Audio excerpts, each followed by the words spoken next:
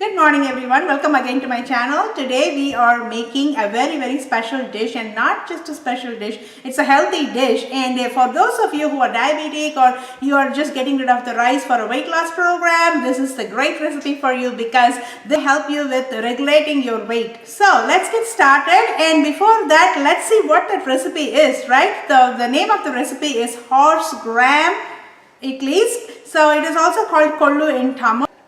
Okay, the first step is we have to soak our horse gram lentils. These are basically lentils, and I got this brand, but you can also get it from Amazon, and I'll post the link over there as well.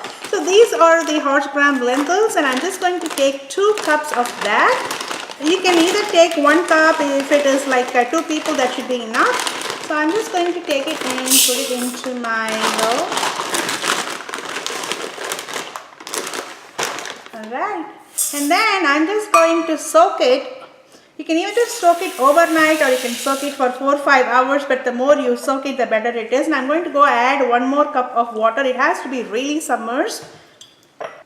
Okay, 1 more cup. And this is how it is supposed to be. So you have to add enough water, because once it starts soaking, and it's going to come all the way up, and then it's going to be very dry. So make sure you add extra amount of water. And I'm going to soak it for 8 to 10 hours, and I'll be back.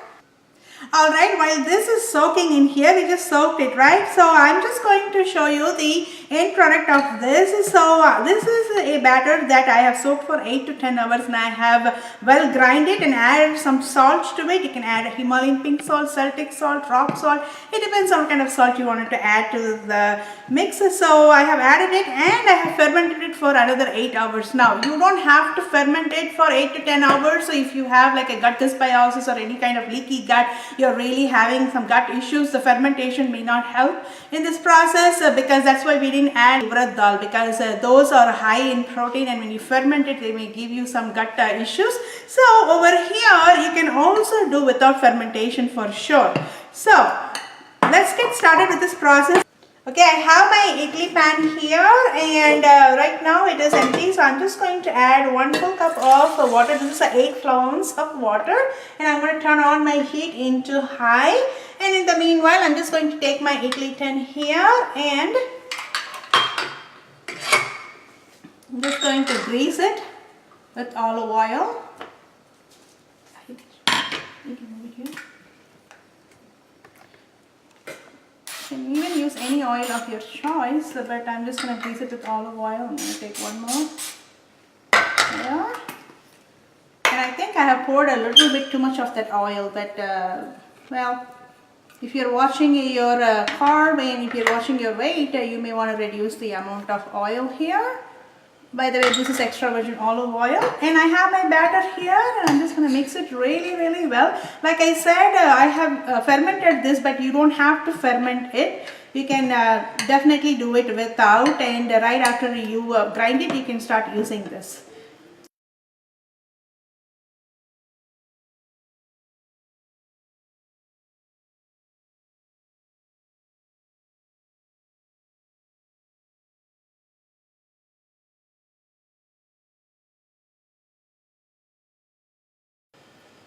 See, I'm just showing you many ways of doing this. This is overloaded. This is just right, and this is a little less. So what you can do is take a little bit out.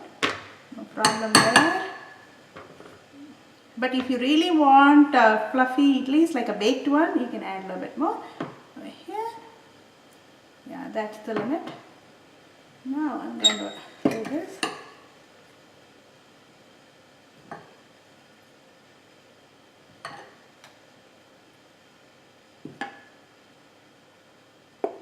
There you go. It's just 1 ingredient, guys, except for the salt. And then you want to make sure that you put this side, turn it like that, so the water does not drip on the other side, and it does not press your idli in the bottom. And here we go. I'm just going to go ahead and put it on my pan.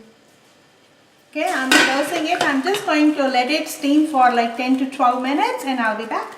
Okay, it's been 14 minutes exactly, and then I want to show you how these idlis are done, and I'm just going to go ahead and put it here, but never try this at home. It's really hot. You may need a mitt to do that. Okay, so I have to let it cool for another 10 minutes so it is easy to work with.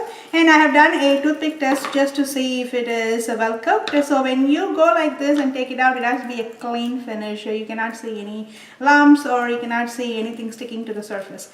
So here I'm just going to go ahead and take it out. There we go.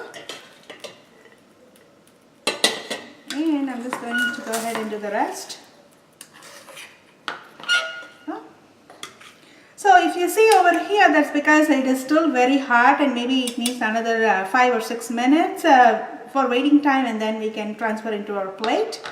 Alright, my idlis are ready. As you can see, they are so delicious and fluffy and just the way the idli should be, but just the color is a little different because of the horse gram lentils. Over here I have my homemade idli dosa podi. This is the moong dal powder which we use it for idli or dosas, and I'm just going to transfer the podi over here, and I'm just going to use it with sesame oil. Sesame oil is very healthy for healing the gut in many ways, and I'm just going to go ahead and put it on top and mix it in, and there you go. Your idli with idli podi is ready, and this is so delicious. I just can't wait to taste it all by myself. Alright, our horse gram or Kollu idli is ready, and this is a great recipe for breakfast, especially when you're to lose that extra fat, and this is very low in carbs and high in calcium and iron. And if you like this video, please do subscribe to my channel.